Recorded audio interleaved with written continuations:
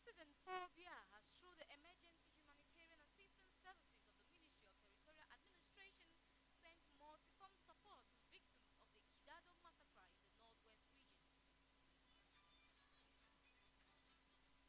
Tout le monde paie ses impôts et tout le monde est redevable à l'État camerounais. La loi des finances 2026 prévoit en effet des prélèvements sur les AGR, les activités génératrices de revenus effectuées par les prisonniers. Davantage de détails en page d'intérieur. Royal Soir, première partie. Olivier Desmar. Ce mercredi 21 janvier, le président de la République, Paul Biya, a ordonné la remise de dons aux victimes de l'attentat du 14 janvier au village de Kidado dans le département du Tonga-Mantoum, région du Nord-Ouest. On en rappelle, des rebelles séparatistes avaient fait irruption dans ce village et donné la mort à 14 Bororo. Une dizaine de blessés demeurent en observation également à l'hôpital régional de Nkambé. Les dons du président de la République prennent la forme de denrées alimentaires, de médicaments et de sacs de couchage. Kabaye Yeye Djibril est invisible depuis peu et son absence fait beaucoup parler en ce moment. On ne l'a pas vu au palais de l'Unité ni au siège de l'Assemblée nationale lors des cérémonies de présentation des vœux. Les médias évoquent son évacuation sanitaire en Afrique du Sud depuis le 16 janvier 2026. Une affirmation que démentent des sources proches de l'Assemblée nationale. Jean-Marie Anana. Notre premier contact a été celui du secrétaire général de l'Assemblée nationale qui nous renvoie vers le cabinet du président. Tout ça est faux. L'OPAN se trouve actuellement dans sa chefferie à Mada, nous confirme une source au cabinet hors micro qui a requis l'anonymat avec image à l'appui. Avant d'ajouter que les manipulateurs et les ennemis politiques veulent ternir son image et le déstabiliser. À la quête de la bonne information, nous avons approché le directeur de la communication et des relations publiques à l'Assemblée nationale, Ekema Emmanuel, qui lui parle de rumeurs. Est bel et bien à son village natal, Mada, et je voudrais rassurer l'opinion internationale et nationale que le très honorable président Kabaye Djibril se porte très très bien. Il n'est pas souffrant. C'est un patriarche de la République camerounaise. Donc les jeunes ne doivent pas prendre son état de santé comme un objet de discussion dans les réseaux sociaux. Kabaye Djibril se porte bien et n'a jamais été évacué comme l'a laissé croire le magazine panafricain Jeune Afrique.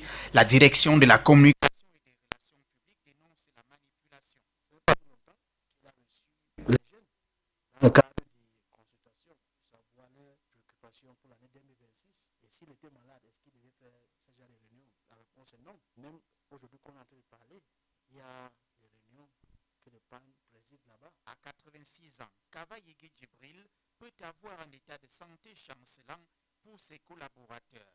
Le fidèle allié du président Paul Biya et l'amido de Mada assume pleinement ses fonctions de député et président de l'Assemblée nationale depuis son village natal et reste en bonne santé. Nous le disions à l'entame, le milieu carcéral, c'est-à-dire les prisonniers, devrait générer cette année la somme de 58 milliards de CFA.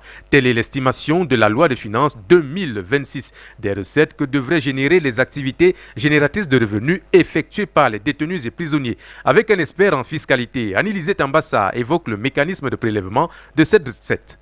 Reportage. Mais c'est une disposition légale qui est en cours et qui pourrait s'appliquer dans le cas des prisonniers. S'agissant du montant évoqué de 58 millions de francs CFA à la taxation des revenus des détenus, l'économiste déclare qu'un document à sa connaissance. À le faire, mais c'est une disposition légale qui est en cours et qui pourrait s'appliquer dans le cas des prisonniers. S'agissant du montant évoqué de 58 millions de francs CFA à la taxation des revenus des détenus, l'économiste déclare qu'un document à sa connaissance officielle de l'État du Cameroun n'existe pas. L'article 44 de la loi de finances 2026 institue le principe de pouvoir taxer les revenus des détenus sur ce qu'ils peuvent gagner à l'intérieur ou à l'extérieur de la prison en fonction des activités qu'ils vont mener. Mais ce chiffre de 58 millions, il a beaucoup circulé dans les articles de presse et des débats médiatiques comme une estimation ou une projection. Et même si ce chiffre venait à être avéré, il est moindre selon l'expert des questions d'économie. Parce que si vous prenez un échantillon, toutes nos excuses pour la qualité sonore. En éducation, le professeur Nalova Lyonga, le ministre des Enseignements secondaires, prescrit l'effectivité du processus de digitalisation des cours en cette année scolaire 2025-2026. Quelle est l'importance et même la portée de cette pratique dans le milieu éducatif camerounais? Jean-Claude Ngué, chef desk jeunesse et éducation, en parle dans ce journal. La digitalisation dans un établissement scolaire est un processus qui intègre les outils technologiques numériques dans l'enseignement, la gestion et l'organisation de l'école. Le processus implique l'arrivée de nouveaux matériels didactiques tels que le précise ici Jacques-Étienne Borg, expert en installation numérique et chef de département informatique au lycée bilingue de Mbandjok. De manière globale, ça concerne l'utilisation des ordinateurs, des tablettes, les vidéoprojecteurs, tout ça à usage éducatif. La digitalisation améliore l'apprentissage. C'est une multitude de possibilités qui s'offrent aux apprenants, selon notre expert Jacques-Étienne Borg. Nous avons un manque de ressources et à l'heure où on parle de l'APC, la digitalisation vient essayer de combler ce gap-là. La digitalisation a la possibilité d'adapter le processus d'apprentissage au rythme de l'apprenant en développant des compétences à la fois qui sont liées à une discipline bien précise, mais aussi à l'utilisation du numérique. Mais plusieurs défis interpellent la digitalisation dans nos établissements scolaires. Il faut aussi une participation active des bénéficiaires de cette nouvelle initiative. L'un des premiers défis de la digitalisation, c'est d'abord la formation de ceux qui sont censés faire de la pédagogie, à savoir les enseignants. Et au niveau des élèves, comme on peut parfois le remarquer, la digitalisation peut avoir un effet non attendu, la déconcentration des apprenants. Pendant qu'on fait une leçon, eux peuvent être en train de faire autre chose en utilisant ces outils-là. Au finish, indique notre interlocuteur, la digitalisation n'est pas une fin en soi, mais un levier pédagogique dont l'efficacité dépend de la formation des enseignants, la qualité des équipements et un usage réfléchi et encadré dans l'établissement scolaire pratiquant. Toujours en éducation, le 31 janvier 2026 est la date butoir de dépôt ou de paiement des frais d'inscription aux examens officiels. Dans les établissements scolaires, c'est la grande affluence. Les files de parents désireux de s'en acquitter s'allongent alors que le délai se rapproche. Francine Ateba. Nadège est parent d'élèves de la classe de première. Elle n'a pas encore payé les frais de dossier de son enfant. Nous démenons encore. Le mois de janvier n'est pas facile. Et avec les enfants qu'on a de nos jours, tu lui donnes cette responsabilité et ne le fait pas. Maintenant, tu te retrouves devant le fait accompli. Il faut casser la tête pour pouvoir trouver maintenant comment faire. On espère pouvoir s'en sortir d'ici la fin du mois et déposer finalement ce dossier.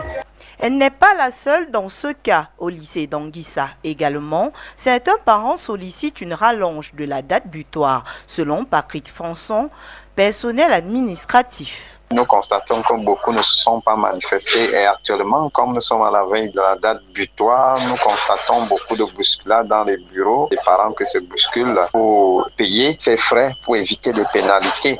Chose curieuse, on remarque encore qu'il y a des parents qui demandent encore des moratoires de 2, 3, voire une semaine pour venir solder ces frais d'examen. Même son de cloche au lycée d'Obala où les parents affluent. Au lycée d'Obala, les dossiers des examens officiels ont été constitués et déposés par les parents où c'est la grande affluence présentement. Une fois la date du 31 janvier 2026 dépassée, les parents s'exposent aux pénalités d'après Serge et Banga, principal d'un collège de la place. Nous avons une pénalité unique qui est de 15 000 francs à compter du 1er février. Si les parents déjà qui peinent à financer les frais ordinaires réclamés par l'OBC, ce n'est pas lorsqu'il va falloir ajouter 15 000 francs qu'ils auront cette facilité. À compter du 1er février, la pénalité passera à 15 000 francs. Au baccalauréat, je vais verser 13 400 et à partir du 1er février, je paye 13 400 plus les 15 000 francs de pénalité.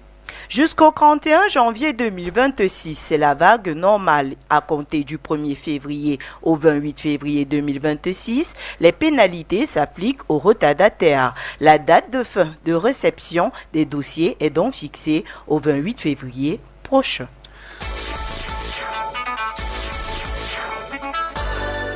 La page internationale.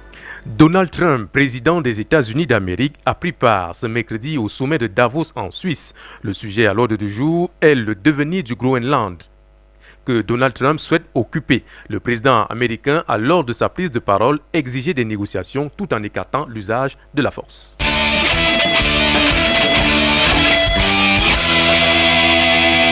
La page sportive. Du football en une seule note, 7e journée de la Champions League européenne 2025-2026. Plusieurs affiches sont au programme. Ce soir, à partir de 20h, Marseille sera face à Liverpool. Chelsea va affronter Pafos. Le Bayern de Munich ira défier l'Union Saint-Gilloise. La Juventus de Turin sera face à Newcastle. Et Slavia Prague affrontera le FC Barcelone. The second part of the news in the English language with Ngang Nadej.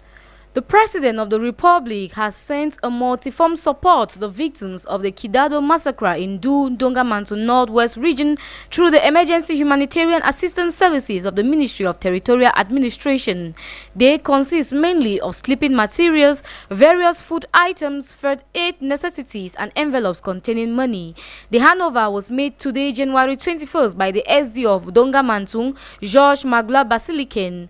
The Kidago attack happened last January 14th and caused 14 lives, including children and women, several injured, and enormous material damage. Where is Kavaye Yege Jibril? This is a question posed by many political actors in Cameroon following the National Assembly Speaker's absence from the New Year's wishing ceremony at the Unity Palace and that at the National Assembly headquarters in Yaoundé. A situation that has created several uncertainties within the country's political scene, with many media outlets claiming he was evacuated following health issues.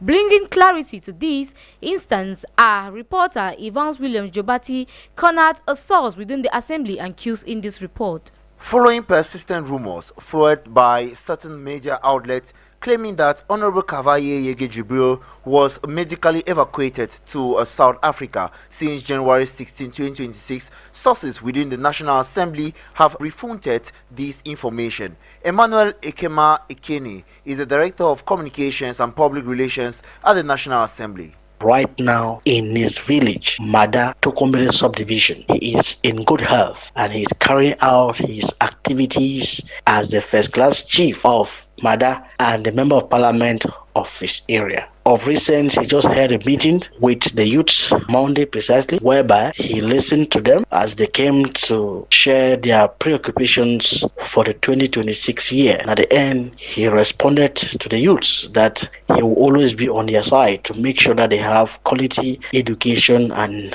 decent jobs subsequently to take care of themselves and their families. In addition, our source reveals that the House Speaker is currently carrying out his custodian activities in good health.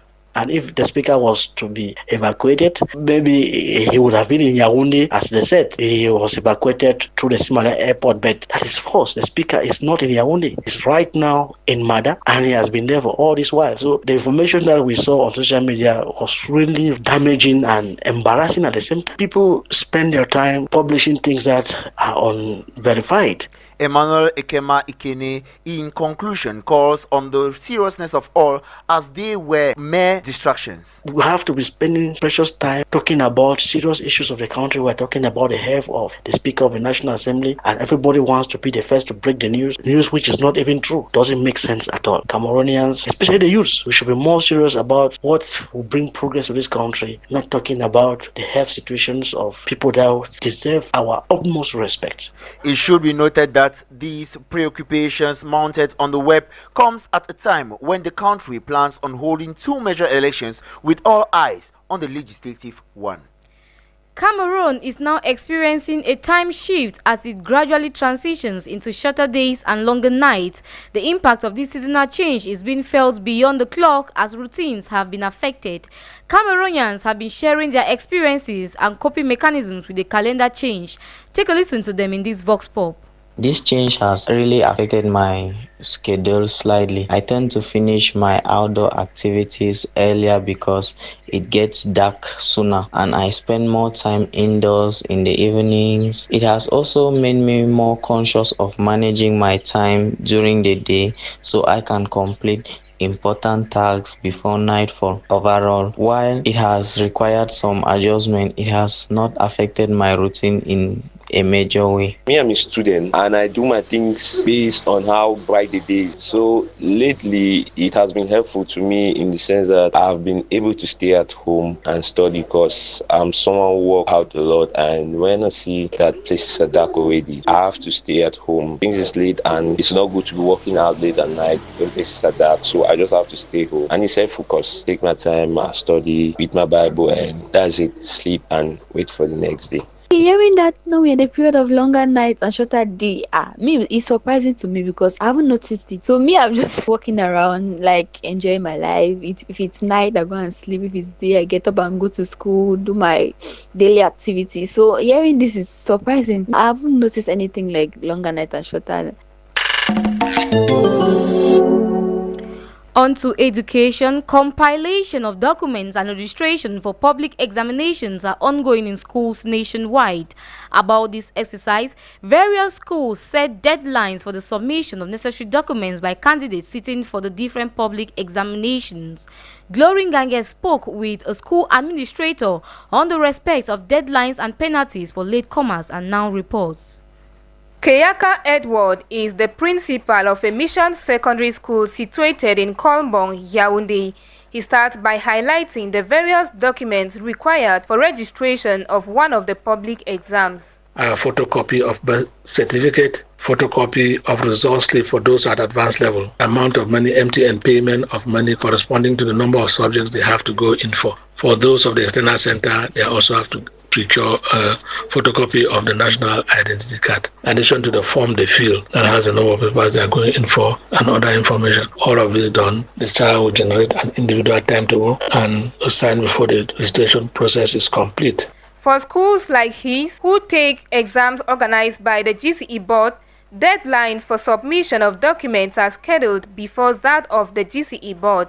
Individual schools just set a deadline so that they can spur up the documentation and the signatory part of the exercise. But it's an online registration which has a deadline for the registration to expire. That deadline is given by the GCE board, and after that deadline, that's when a penalty will come in. In a case where candidates do not respect deadlines, they are confined to the following process and penalty. The GCE board states which centers can go in for late registration, and penalty of about 5,000 is paid per week. But for individual schools, they are not supposed to set any penalties for late registration, but they just need to set their deadlines so that if they are internal candidates, they respect that deadline. They organize in such a way that can give them room to do their internal organization. But for my school, every student has already been registered. Keyaka Edward ends by noting that the date set for end of registration by the General Certificate of Education Board is February 14, 2026.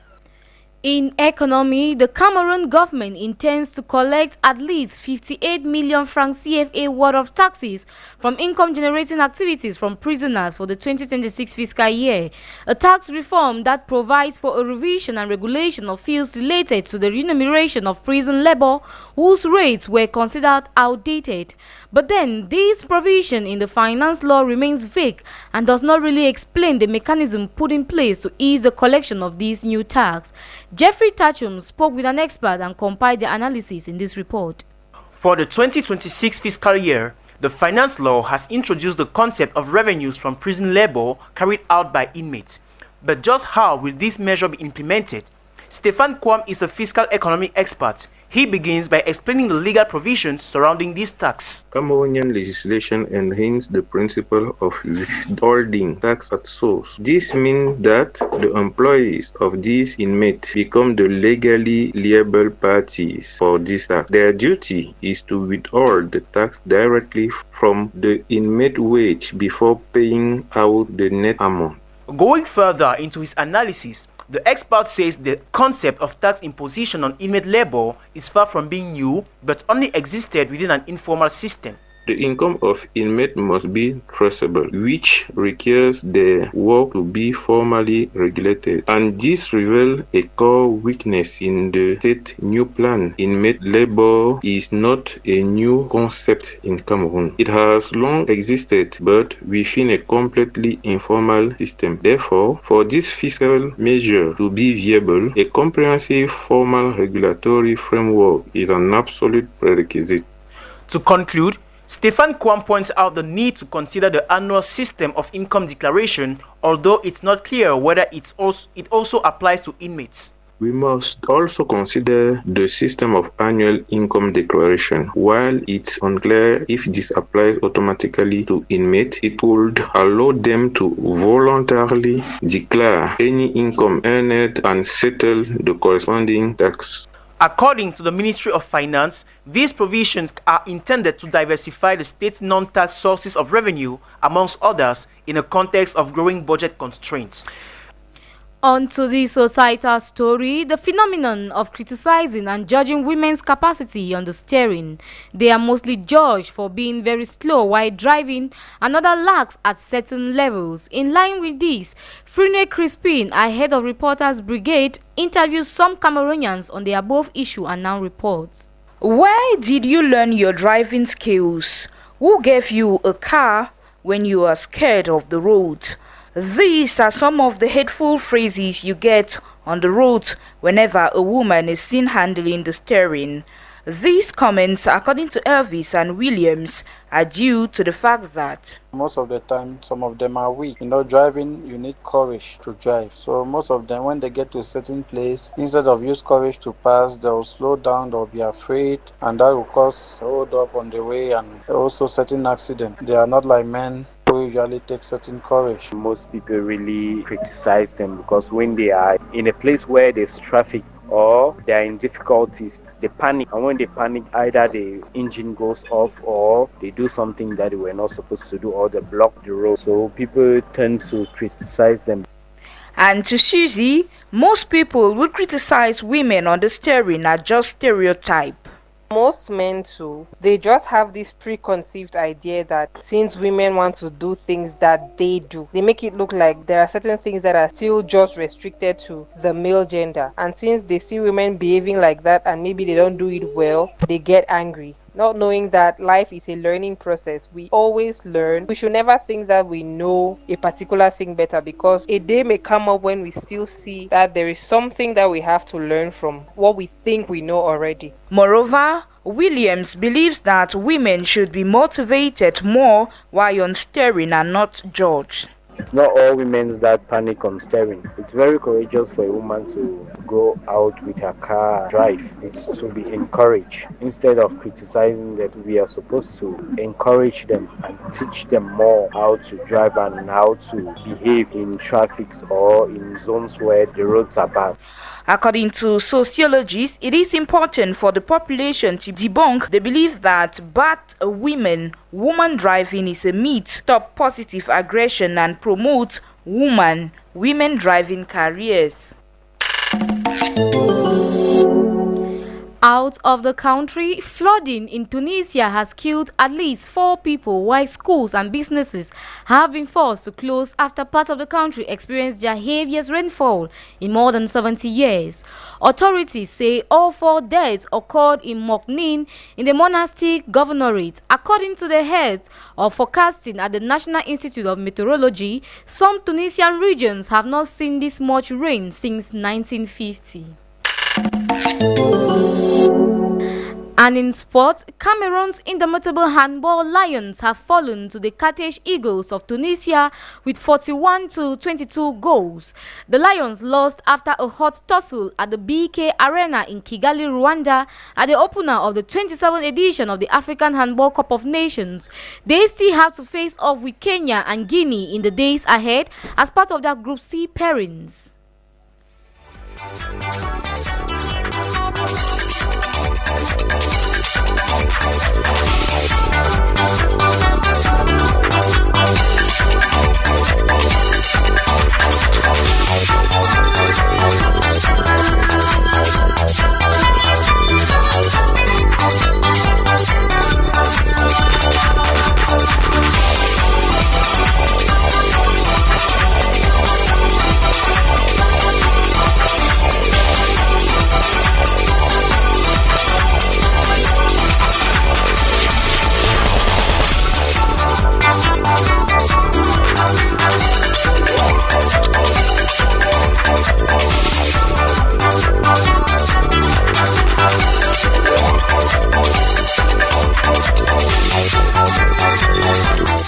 It is with that sports news that we draw the ends of the curtains to this edition of the 6 p.m. Bilingue newscast on Royal FM 88.4. We receive technical assistance from Urish Keme, who is a sound engineer. Behind the camera, we have Brian Bida. For script editing, Annie Lizette Ambassa and Evans Williams Jobati. Central coordination from the station manager Roger Kiek and general supervision from the Reverend Pastor Emmanuel Noel Bisai. For news presentation, we have in Gangladesh and Olivier Demaipo. Nous cédons notre fauteuil à Roger Kiek de Kiki et son programme On refait l'actu. Bonsoir. Bonsoir.